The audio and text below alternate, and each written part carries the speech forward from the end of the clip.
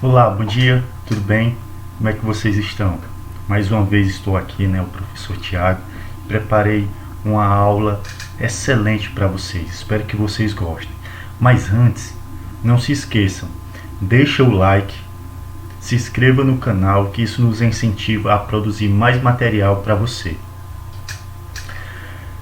Vamos voltar ao assunto, Para a gente estudar o mundo globalizado, eu escolhi 3 pontos importantes para a gente começar. Os primeiros tempos da globalização, como foi que ela ocorreu, esse processo de globalização, qual foi principalmente os laços econômicos e comerciais que passaram a existir no mundo, e a gente vai observar algo também que vai aparecer muito na globalização, que é a desigualdade social, que muitas pessoas não vão ter recursos a ter o necessário para a sobrevivência. Então vamos lá, vamos começar, gente?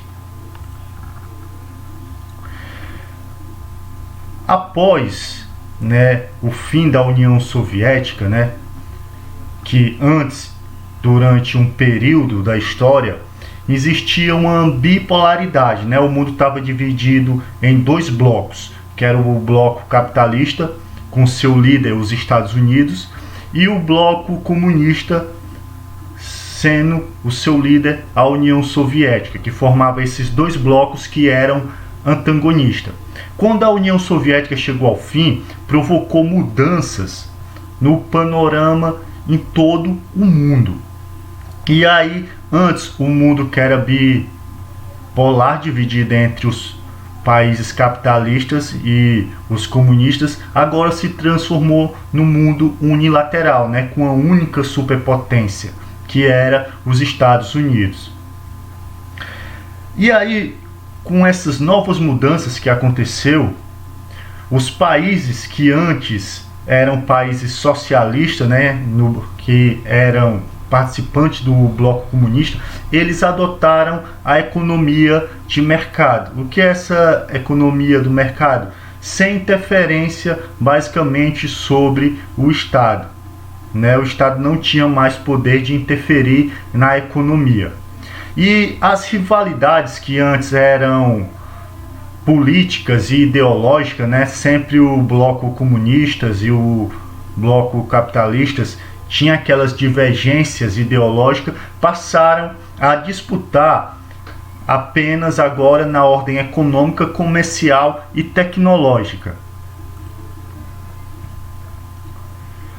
Com isso, a gente vai observar que pouco a pouco, começou a ter verdadeiramente uma integração da economia mundial.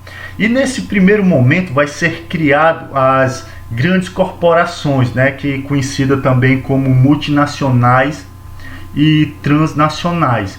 E apesar de tudo, dessas grandes empresas que estão incorporadas, na economia mundial, essas empresas elas são interdependentes entre si. O que é isso? Que mesmo os países, por exemplo, essas culturas, todos eles têm uma independência entre si. Sempre existe através da cultura, da tecnologia e também financeira e política. Então, elas não são totalmente dependentes. Elas precisam um das outras para que isso funcione. Com a globalização veio o avanço na área de transporte e comunicação. E aí ficou muito mais rápido nesse período, principalmente o transporte de pessoas e mercadoria. Aliado também, quando os impostos alfandegários eles vão diminuir. E aí vai haver cada vez mais produtos industrializados e o comércio com isso vai expandir. E aí, para regulamentar o comércio entre os países, é que em 1995 vai surgir a Organização Mundial do Comércio, OMC, basicamente que ela vai ser, vamos dizer assim, uma entidade internacional que vai auxiliar o comércio em todos os países. Também, se a gente for observar, a partir da década de 60 e da década de 70, as grandes empresas, essas grandes corporações também vão mudar, né? As multinacionais, por exemplo, que elas sempre tinham suas matrizes fixadas no país de origem, né? Elas vão se espalhar em outros países através das filiais, né? E aí nessas filiais é que vão ser produzidos os artigos, ou os automóveis, os eletrodomésticos. Então elas vão mudar através com o processo da globalização. Também nesse período vai surgir as empresas transnacionais. E aí o que é essas empresas transnacionais? Essas empresas tradicionais hoje vão ser existentes basicamente em todos os países do mundo. Ela vai ter sua sede no país desenvolvido, né, num país rico e poderoso. E aí, ao mesmo tempo, as suas fábricas, elas vão ser em outros países, principalmente onde a mão de obra é mais barata. Então, isso vai facilitar principalmente a baratização do produto. O produto vai ficar um pouco mais barato e ainda a gente vai observar que o ganho da empresa ainda vai ser maior se a mão de obra é barato, e ainda mais nesse tempo que é das transnacionais, vai ter uma peça que vai ser comprada, por exemplo, lá na China, outro lá no Japão, outro lá, vamos dizer, nos Estados Unidos. Eles vão montar num país onde que a mão de obra é barata. Então as empresas sempre vai sair ganhando.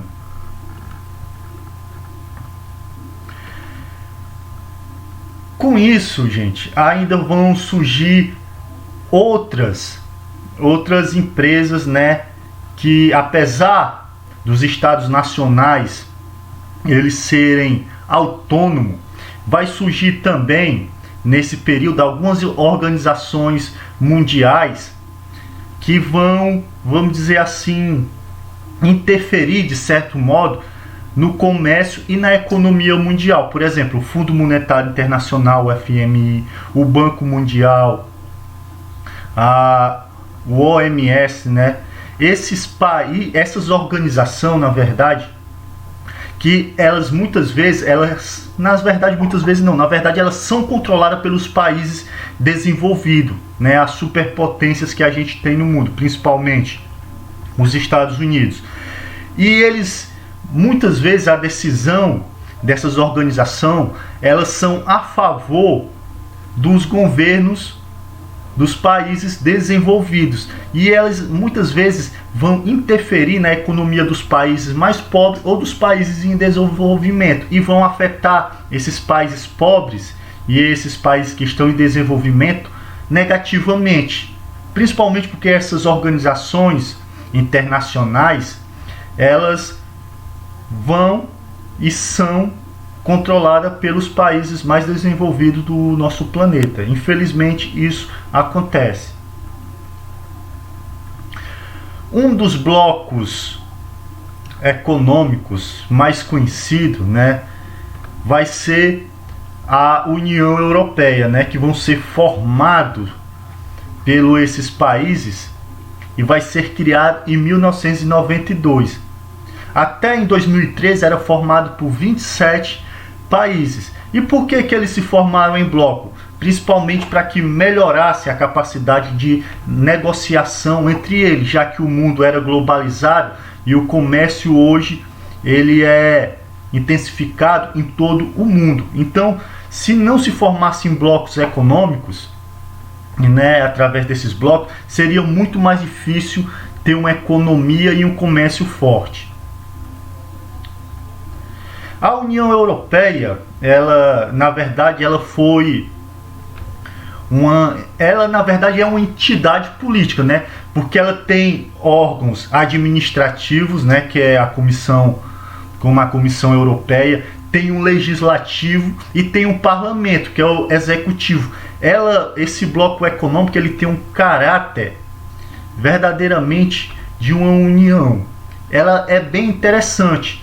Não conheço outro bloco econômico que exista um poder legislativo e um poder executivo, né, nesse mundo. Mas a União Europeia tem isso, e todas as decisões comerciais e econômicas são normatizadas através de leis e também controladas pelas decisões do poder executivo, daqueles que verdadeiramente controlam a União Europeia, né, que são formadas pelos esses 27 países. Claro que não é só a União Europeia que existe como bloco econômico. Existem outros blocos, como o NAFTA, né, que é constituído pelos Estados Unidos, Canadá e México, que se chama Acordo de Livre Comércio da América do Norte. Existe a UA, né, a União Africana, que são formados por 54 países africanos. E existe o Mercosul, né, que é o Mercado Comum do Sul, que é formado pelo Brasil, Argentina, Paraguai, Uruguai e Venezuela. Em 2012, a Bolívia pediu a adesão a participar também do Mercosul. Os blocos econômicos, eles são muito importantes para a manutenção do comércio, principalmente o fortalecimento entre esses países. Então, por isso que hoje eles se reúnem através desses blocos econômicos. Só que existem estudos, né, que falam que o comércio mundial ele vai se deslocar do Atlântico para o Oceano Pacífico, né, principalmente através da intensificação do comércio dos Estados Unidos com os países asiáticos e principalmente pelo desenvolvimento industrial da China. Hoje a China ela é um dos países mais industrializados do mundo, com um comércio verdadeiramente forte. Então, alguns estudos estão afirmando que em algumas décadas o comércio mais forte, as zonas comerciais mais fortes passarão a ser para o Pacífico, né, na Ásia. Na verdade, nos continentes asiáticos, a gente pode dizer assim. Em outubro de 2015, né, foi assinado um acordo, né, entre os Estados Unidos, o Japão, a Austrália e o México de criarem uma associação econômica, né, que aí eles vão chamar de Acordo Estratégico Transpacífico de Associação Econômica. Esse acordo, gente, ele cria uma das maiores zonas de livre comércio do planeta. E aí a gente vai observar que ele é responsável por 40% da economia mundial. É verdadeiramente uma zona de comércio imensa e poderosa. Só que, verdadeiramente, essa criação dessa zona de livre comércio, que 40% do comércio é dela, surgiu porque a China estava crescendo num ritmo muito acelerado, né? Principalmente quando eles entram em vigor em 2010, né? Uma área de zona comércio que é entre as associações do Sudeste Asiático e a China, né? Que aí é os países conhecidos como os tigres asiáticos, que eram os maiores, vamos dizer assim, países desenvolvidos, industrializados lá da Ásia, com a China. E isso vai criar a maior zona de livre comércio do mundo, maior do que a que foi criada pelos Estados Unidos e os países do bloco, né, norte-americano, né, da América do Norte. Então, isso vai fazer que essas nações asiáticas se transformem em países altamente desenvolvidos, principalmente através das zonas de comércio. Só que, apesar desse desenvolvimento comercial, não vai haver, né, para a população não vai chegar na mão da população esse desenvolvimento econômico, nem esse desenvolvimento tecnológico. A população, ela vai ficar muito abaixo daquilo que é necessário para sobreviver. Então a maioria da população não vai ter novas tecnologias e nem vai ter acesso ao bem de consumo, né? O neoliberalismo econômico não vai verdadeiramente acabar com a desigualdade social, mas vai dar um up, né? Vai subir verdadeiramente e aumentar mais a desigualdade social no planeta. Em 2014 vai ser feito um relatório do desenvolvimento humano, né? E aí ela vai ser publicada no chamado Programa, né, das Nações Unidas para o Desenvolvimento. E nesse relatório ele vai afirmar que 1,2 bilhões de pessoas vivem com menos de 1,25 dólares por dia. O que é isso? Ele vive verdadeiramente na extrema pobreza. Se a gente for dizer $1 hoje, né, é como a pessoa vivesse com menos de R$5 por dia. É quase impossível, inclusive, se alimentar com um valor desse, né? E a gente vai ver que a desigualdade social aumentou bastante. Em 2015, a ONU também ela vai afirmar que 9,6% da população mundial, quer dizer, 702 milhões de pessoas, vivem em estado de extrema pobreza, né? Que não tem recursos mínimos para sobreviver. E quais são esses recursos mínimos para sobreviver? Principalmente, não vai ter energia elétrica, não vai ter saneamento básico, nem água potável, não vão ter acesso a nenhum tipo de tecnologia. Isso não vai chegar a essas pessoas. Claro que através do desenvolvimento dos países mais desenvolvidos, mas também nesses países mais desenvolvidos vai ter uma desigualdade social gigantesca. E aí a gente vai observar que a pobreza não é só dos países pobres e dos países em desenvolvimento. Os países de primeiro mundo também existe uma grande quantidade de pobreza. Por exemplo, o censo que foi feito nos Estados Unidos em 2015 afirma que 46,7 milhões de norte-americanos são pobres, que representa mais ou menos 14,8% da população do país.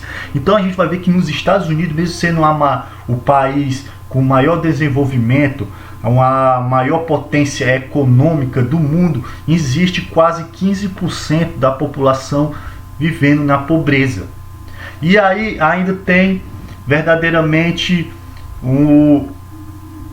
segundo a Unicef, ele vai afirmar que em 2014, nesses países desenvolvidos, né, nesses países de primeiro mundo, vivia nada menos do que 7,5 milhões de crianças vivendo na pobreza. Então, se a gente for observar, a pobreza também nos países ricos também é gigantesca. Claro que nos países pobres é mais, mas a gente vai observar que o número também nos países ricos são altos. Claro que isso é uma contradição, né?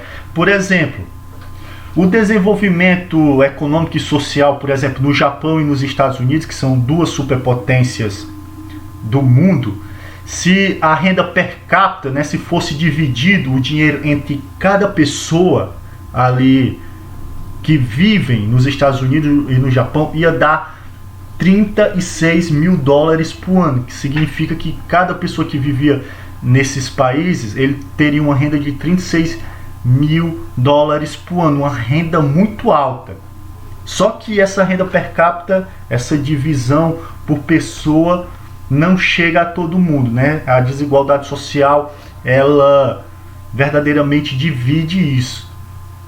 Claro que nesses países desenvolvidos vai ter uma perspectiva de vida alta, né? 79 anos. E o índice de analfabetismo é baixo de 5%. Isso representa, mas mesmo assim a desigualdade social ainda é uma contradição gigantesca, principalmente para os países desenvolvidos, principalmente economicamente.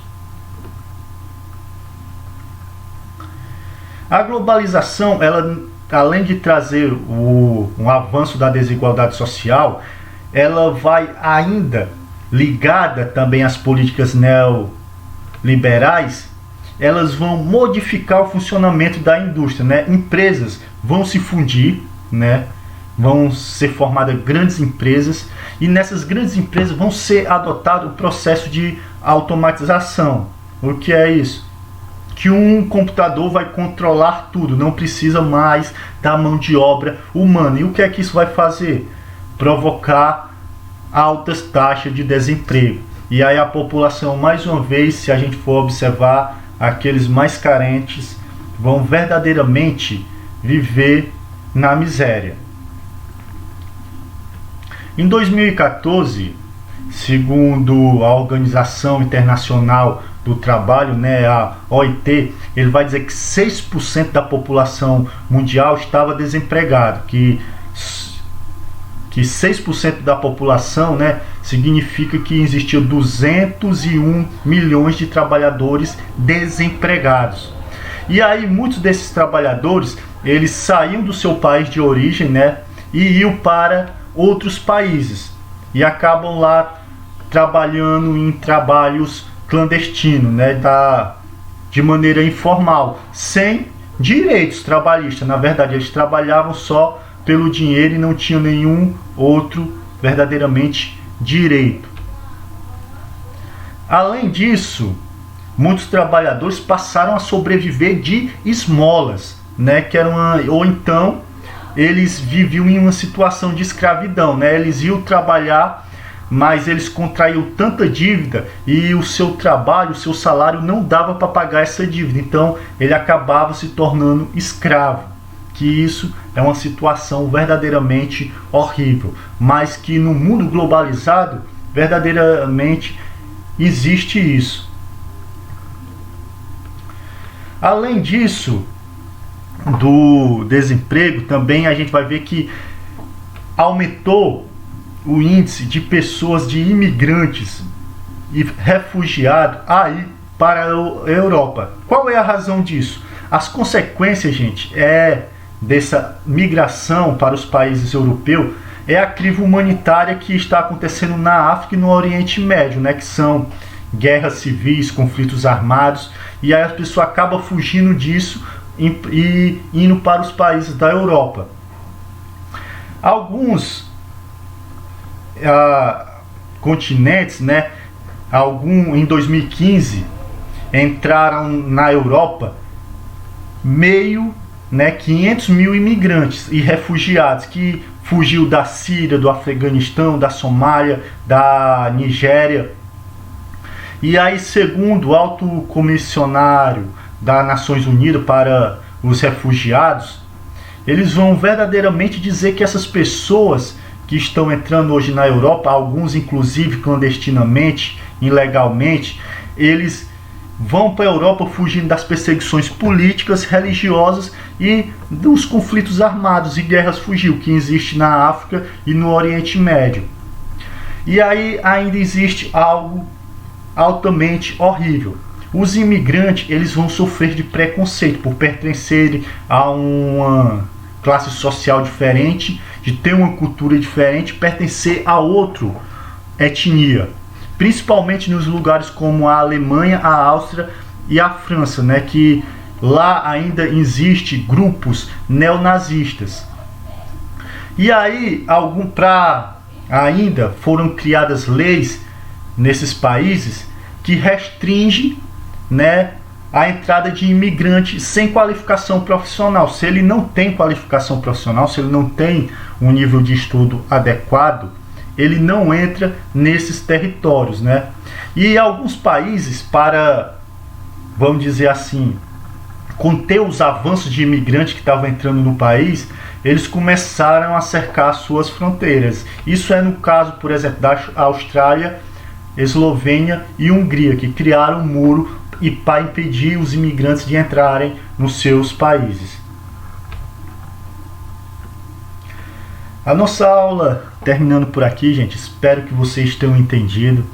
A gente está vivendo num mundo globalizado, com muitas diferenças sociais, ainda um mundo que cada vez mais está em transformação, mas que a gente vai observar que nem sempre esse mundo é transformado num ponto de vista positivo, mas aí a gente vai observar que um mundo que tem conotações muito negativas, né? Os desempregos, os conflitos sociais, étnicos, religiosos que aí estão.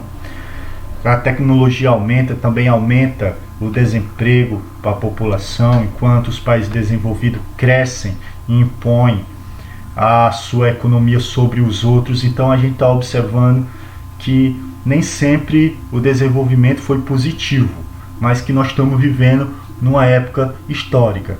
Quero parabenizar cada um de vocês que estão aqui desde o começo do ano, desde o dia 18 de março. Vocês verdadeiramente são vitoriosos. Quero parabenizar vocês, certo? E continue. A gente falta agora poucas semanas, né? 3 semanas mais precisamente, para o nosso encerramento do ano letivo. E continue a estudar. Isso vai melhorar cada vez mais a capacidade de vocês, tá? E vocês se tornarão verdadeiramente pessoas qualificadas, que é isso que infelizmente hoje o mundo precisa, né? A pessoas qualificadas. Um emprego sem qualificação, né? Uma pessoa sem qualificação não consegue, no mundo globalizado de hoje, ter um emprego digno. Então, se qualifique, estude, vamos continuar lutando, né? Tchau, gente, até a próxima aula.